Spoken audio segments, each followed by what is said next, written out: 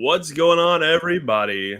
Welcome back to Off the Gridiron, your Apollo HOU Houston Texans podcast. My name is Noah Outlaw, and I'm one of your hosts as always. And as always, I'm here with Garrett Harrelson. What's up, man? What's going on, man? How are you? I'm fucking fine. You know what? How about I'm fine? I'm Yeah, fine. I'm yeah, fine. You okay. know, uh, I'm fine. me, definitely. We'll talk about some things today. But Yeah, a bottom line, I want everyone to know. I want you to know, I'm fine. yeah, I'm me too. okay. Yes, I'm Yeah, okay. Yeah. yeah, I'm okay too. I think I'm okay. I've never I've never been more okay actually in my whole life than I I am right feel now. good. I feel good. I was in my truck this morning, driving to the office, had my coffee. Yeah. I was in talking heads. I was hanging out. I was like, a guy who's gonna be okay. Guy What's who's gonna be talking okay. heads? Huh? What is talking heads? We're gonna keep going. We're gonna keep Okay. going. Story gets better. Podcast is better. All right, um, guys. Well, let's get into it. I guess Vikings dominate the Texans 34-7. It was a tough one to watch. It was a really tough one to watch. A lot of anticipation going into this game. One of the only 2-0 matchups in the league beside the Steelers and the Chargers yesterday, which that game was a lot closer than this one was. The Vikings came out and absolutely dominated the Texans in every aspect of the game, and it was tough to watch. yeah. First of all, hey, congrats to the Vikings for Yeah, winning good week job. 3. Yes. No, actually, it was a good game. Yeah, it was. In the previous preview from last week, I was hyping up their coaching, saying Brian Flores is a psycho up there. Kevin O'Connell's a quarterback whisperer.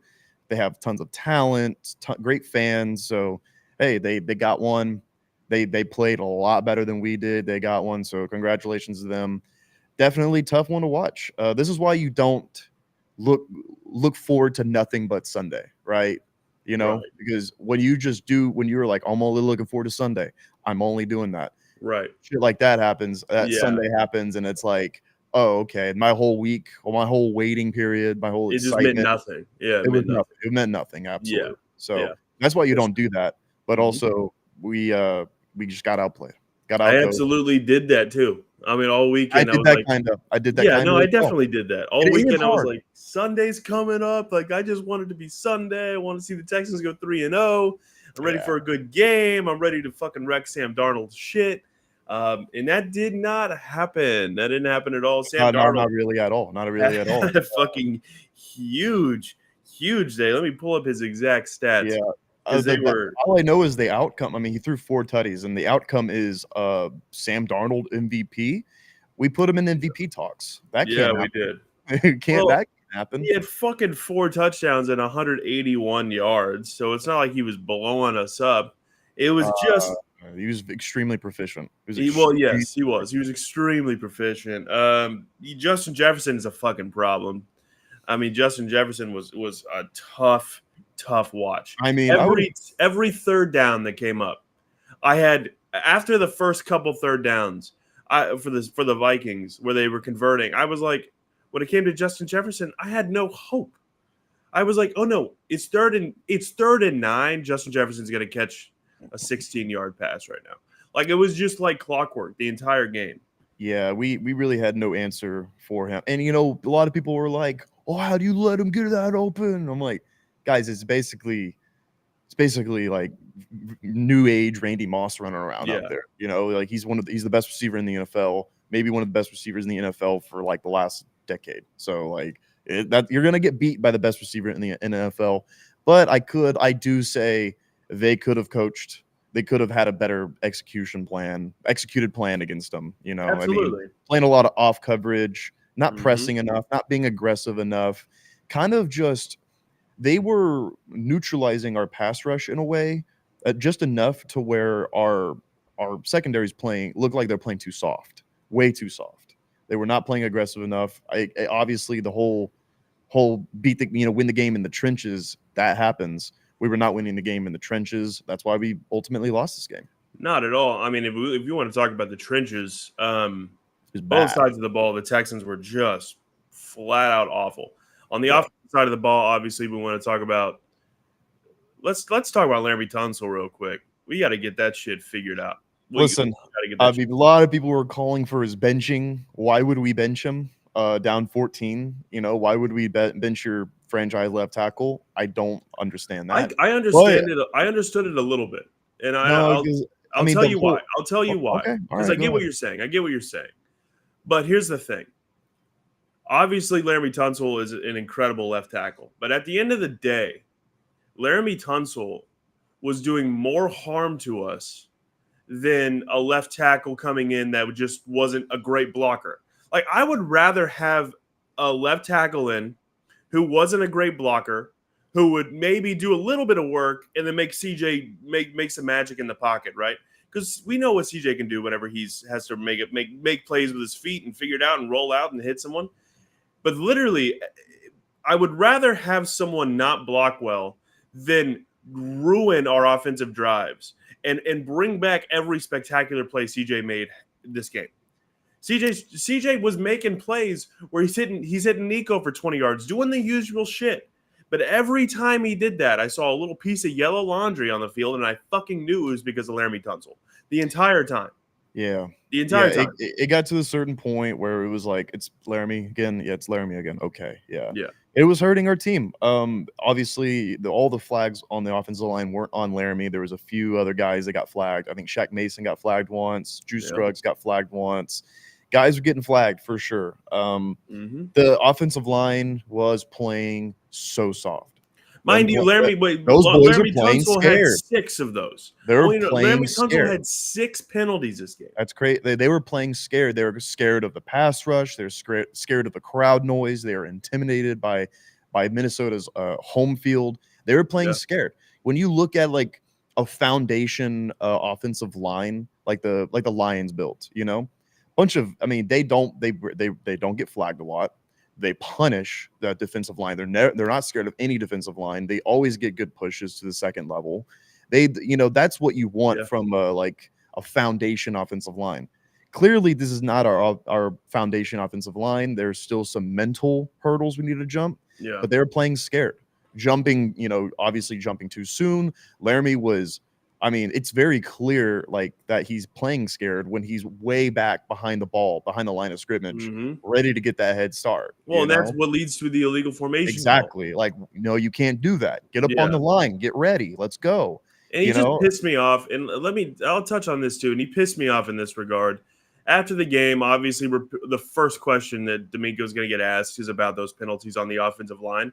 And his answer was pretty simple. It was like, it's unacceptable. And also, we need to be man enough to take accountability for the penalties. That's what it was. Okay. Great. So exactly. Anything else true. to say? No. Then cut to what Laremy Tunsil was asked in the locker room. Laremy Tunsil was asked about his penalties. And he said, I'll take accountability because they're calling my name, but it's on all of us. Excuse me? Okay, all right. No. Let's see. That can't happen. No, all right, that can't especially happen. now with D'Amico, the leader of our team, giving a totally different answer, and then Laramie is coming in basically like it's not my fault. No.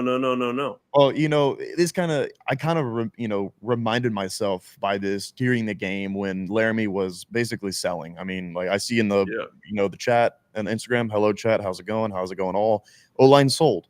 Yeah, they absolutely sold. They couldn't block anything. There was no run blocking. There were so many penalties, obviously. Yeah.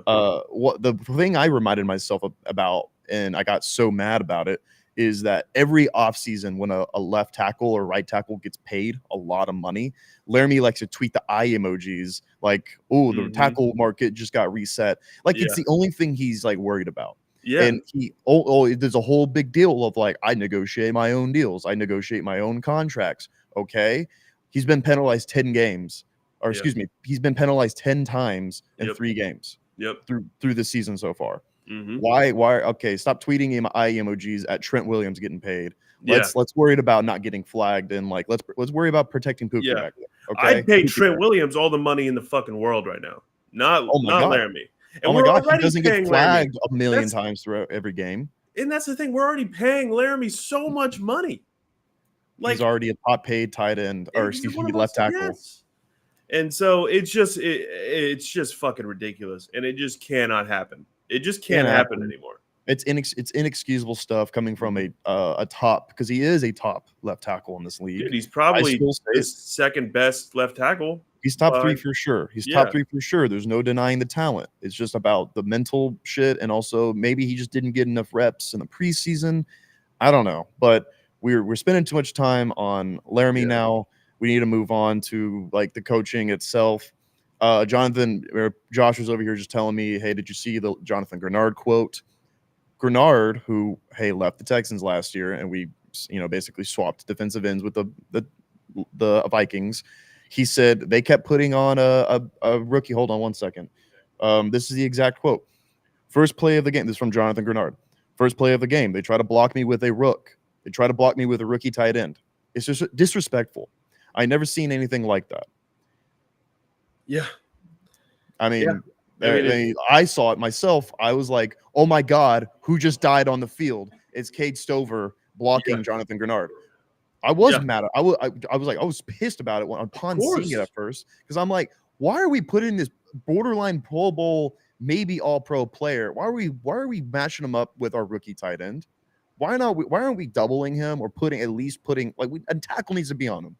That just goes with coaching. Like the coaching was, I don't know what they were doing yesterday. That was one of the worst. That was the worst coached game in the D'Amico Ryans era. This is definitely, absolutely the worst game I've seen from the Texans in that D'Amico Ryans era as a whole. Absolutely. And I mean, that's including the losses early last season. Like this was bad. Jonathan Grenard, because also, why are you doing that to Stover? We know the type of player Grenard is. You should have had an answer for that. He had 3 sacks today or yesterday. That's a problem right there. That's like 3 sacks. Yeah, that's right. That in itself is a fucking problem. Like, why weren't we blocking him better? And it's like we didn't allow pressures or anything. Like, no, fuck no. He had 3 sacks. So it's a clear problem. It's a clear issue that we need to address. God, it was rubbing me the wrong way seeing all these former Texans out there having a game. Having a great time. Having a ball. Camu Bruze Hill from no man's land Texans days was out there balling. Yeah, he had that pick. He had that pick, and then he almost, which I want to address Dalton Schultz right now as well. When are we going to start seeing that $33 million guy that we wanted? When are we going to start seeing that? Yeah. I was super content with not re-signing him, saying, hey, we can maybe do better at tight end. Schultz is good. Schultz is fine. Did a lot of good things last season. Has done great things in his career so far. We could do better. We paid him. I was like, all right, let's go. Time for him. Second year in the system. Second year with CJ. Let's go. He's a fucking no-show.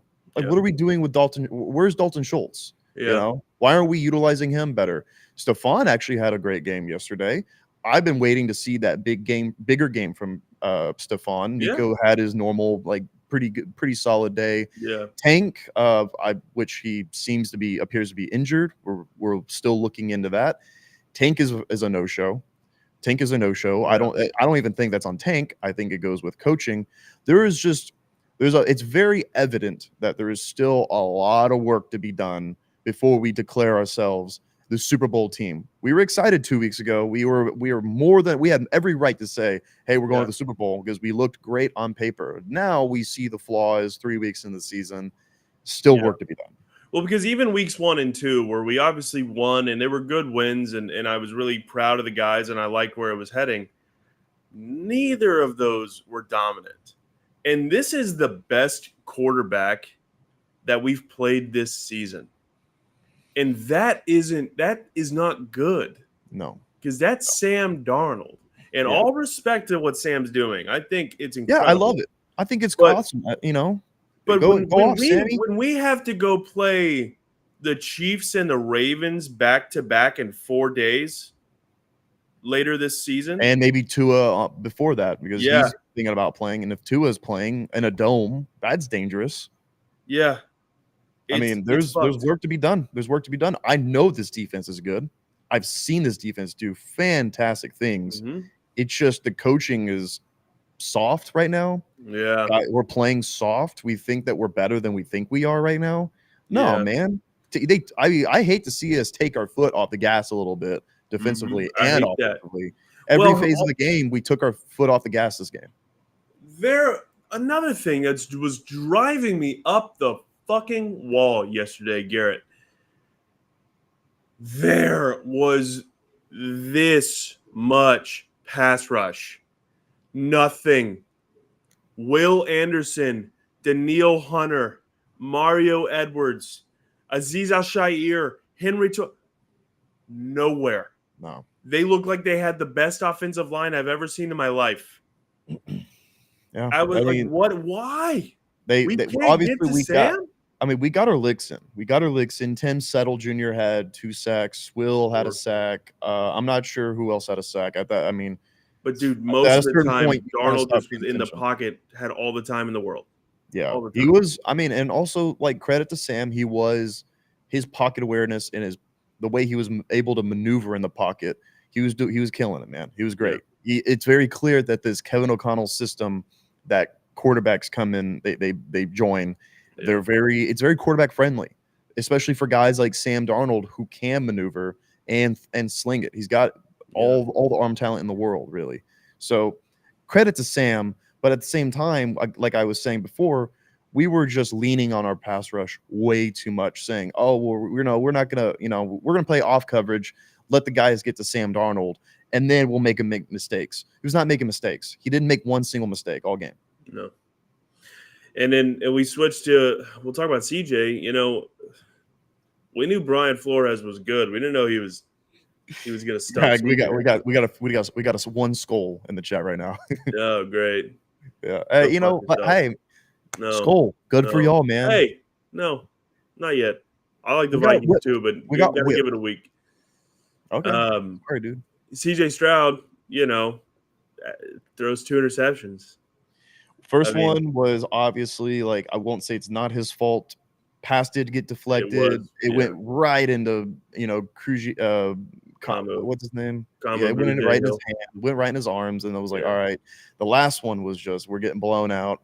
Had to make a play, bad throw, hero ball, under pressure all game long. It kind of beat up too because he's grabbing his knee. Hopefully he's okay. I don't blame the interceptions. He was just trying to make shit happen for a bomb, soft ass offensive line that was not protecting him. Yeah. All of them worried about Fitz, getting Fitz off. I'm tired of that shit. Let's go, man. Yeah, I'm just like, a lot of them, they're playing soft, man. Playing soft. You're right, Geezer Golf. It's only one game. I am just letting the demons out. Like I said prior to the podcast starting, I'm fine. I'm hanging out. Let's talk about that. The Texans are okay. We're fine. The Texans are still an incredible football team. Yeah. It's been a really weird year for football. There's been random blowouts like this happening to good teams, and we were due for one. Like, we look at the Ravens starting out 0-2, and they played 2 good games. It's just been happening around the league. Bengals are 0-2. Bengals, exactly. Like weird shit's teams that are Super Bowl contenders are having a tough time. And so sitting here at 2-1 is still incredible. But it really sucks to see how we lost yesterday. That's what makes it so disheartening. Yeah. It just wasn't close. It was like Texas and UL Monroe this weekend. It was just bad. It was just all phases of the game that we just, hey, I'm gonna get in front of camera and I'm gonna do this right now. Brian Flores, please let my family go and please return them safely. Brian Flores is a fucking psychopath. He's a sociopath, insane defensive coordinator. He gets so mad when he sees a Shanahan style offense. He gets so fucking pissed. Dude, he's like, shit. I will do everything to dismantle and destroy this offense, and I'm not gonna look back. I don't care. I'm not gonna feel bad for you. I don't care if you're CJ Stroud, one of the most likable, highest sold jerseys in the NFL. I don't give a fuck. First highest selling jersey in the NFL. Yeah, I don't care who you are. I'm going right after you. He dismantled us, and he's just continuing. I mean, he might get another head coaching call after this. After this season, he might get another. Bring that up. if he keeps this up through 17 games this season, or even close to this, he's got to get another head coaching opportunity. He should. He absolutely should. And to go along with, with a little bit more Vikings praise, because I mean, I have no beef with the Vikings, and they whooped us good. Yeah. Is there really a better team in the NFC right now than the Vikings? Not really. It doesn't make much real sense good right now, man. They're really good right now. They're elite right now. So that's why at the end of the day, I'm fine. After this, I'm gonna go make tacos. We don't have to see fucking the Vikings again until maybe the Super Bowl. That's what I'm hanging my hat on. And at that point, I don't want to see y'all. I don't want to see them. Good. I'm good, man. I've seen what Brian Flores does to offenses like us. I'm good. I don't want to do that. So I just really hope and we'll start wrapping it up here because, but I just really hope the boys take this win, and I think they will. I hope they go get in the fucking lab this week, because and remember how that felt. You know what I mean? Type like very cliche, like coaching speech, but seriously, like remember how that felt, and fucking figure it out, or remember who you are, because we have all the tools. This Texans team has everything they need to win a Super Bowl. It's simple. Yeah, and there's no denying that. We're going into Jacksonville, or I don't know if they're in Houston or if we're there. I think we're in Houston. Yeah. We're in Houston for the next two. A divisional opponent who we should beat the brakes off of. Absolutely. We need to the Jacksonville game last year, the first week 3 game, was the game where everything got rolling. And so we just got to do that again. And we got to make sure we get a win next week and go to 3-1, because 3-1 through week 4 is pretty fucking awesome. 3-1 in the first month of football. That's fantastic. Yeah. Obviously, it's within the realm of possibility, because I mean the Jaguars are not very good. We'll talk about more of that game in our episode later this week, and we'll bring the vibes up a little bit more, because I feel like we joined up this live and said, hey, we're fine, and we immediately kind of started getting stern. So we got kind of stern with the Texans, and that's okay. You got to. I can't just walk around and be like, yeah, that game yesterday, I was fine. I was okay. A-okay with me. I wasn't fucking okay with that. So like I said, like you said, we'll get in the lab, figure things out, make adjustments, because I mean, obviously it's a long season and we will get better. Look, you can think about all the time with good teams. Think about last year, early in the season, after things started picking up, we still dropped a game to Carolina. We dropped that game to the Atlanta. Yeah. Like we early in the season, we really, it takes us a minute to, I think, start taking off. So we're fine. You'll never know what kind of team you have until Thanksgiving. Yeah. So we're still way early. We're still so early. It's crazy. Mm-hmm. It's not a sprint. It's a marathon. Yeah. Patriots used to get blown out every week 3 with Tom Brady, and then they would be like, the Patriots are bad, and then they'll win a Super Bowl. So Chiefs too. I'm not worried. Fucking lose random games, and people were like, "Oh, this is the year." Yeah, never is. I'm not fucking worried, man. So hey, we'll be fine. Like I said, later this week, our week 4 preview will be up. We'll talk about the Jaguars game. We'll have a good time doing it. Yeah. Before we head on out of here, thank you to our sponsor, Big City Wings, Houston's Wing Joint, Apollo's Wing Joint. We went yesterday for our watch party. Thank you to those who did come. There's $5 Modelo pints. The food was great, as always, hot and fresh. Service was great. So one of these days we'll have another watch party. Make sure y'all come through. And thank you, Big City Wings, for sponsoring us, empowering this episode of Off the Gridiron. Thank you, Big City Wings, Houston's Wing Joint, once again, Apollo's Wing Joint, once again. Bingo. Guys, thank you so much for watching. If you enjoyed, please leave a like and subscribe. Let us know you like what we're doing. Comment down below thoughts on the game, your biggest grievances, maybe things you liked. Maybe there were some things you liked. Stephon Diggs did have 10 receptions for almost 100 yards. That was nice. Tell us your thoughts on the game down below. Really interested to hear what y'all have to say. And follow us on Twitter at Apollo HOU and Apollo Texans and Apollo HOU on all social media platforms to keep up with Houston sports and the Texans, obviously. We'd really appreciate it. And other than that, thank you all so much for watching. and we'll see you later. Watch Texas.